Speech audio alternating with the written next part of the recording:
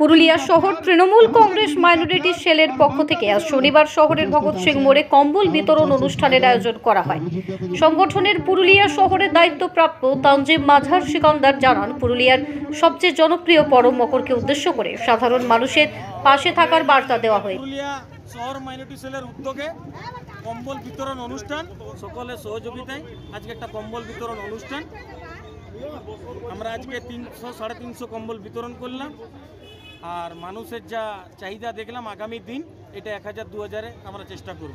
উপস্থিত ছিলেন জেলা পরিষদের সহ সভাধিপতি সুজয় বন্দ্যোপাধ্যায়, তৃণমূল শ্রমিক সংগঠনের জেলা সভাপতি উজ্জ্বল কুমার, দলের শহর কমিটির পদাধিকারী ঋতুরাজ দে ও গৌরব সিং সহ আরও অনেকে। আজ পুরুলিয়া শহর মাইনরিটি তৃণমূল কংগ্রেসের পক্ষ থেকে পুরুলিয়া শহরের বিভিন্ন মানুষের হাতে শীত বস্ত্র তুলে দেওয়া হলো। মমতা ব্যানার্জি, অভিষেক ব্যানার্জি যে আদর্শ যে সকলের সাথে থাকতে হবে, মানুষের সাথে মানুষের পাশে, পুরুলিয়া মাইনরিটি সেলের শহরের নতুন দায়িত্ব পেয়েছে তানজিম মাঝার সিকান্দার, নতুন ছেলে, ইয়াং ছেলে, কলেজ জীবন থেকে তাদেরকে চিনি। তো তাদের যে উদ্যোগকে সাধুবাদ জানায়। ধর্ম যেই যা করুক, প্রত্যেক ধর্মের মূল কথা হলো মানুষের পাশে থাকতে হবে, মানুষের সাথে থাকতে হবে এবং মানুষের সেবা করতে হবে। এটাই প্রত্যেক ধর্মের মূল কথা।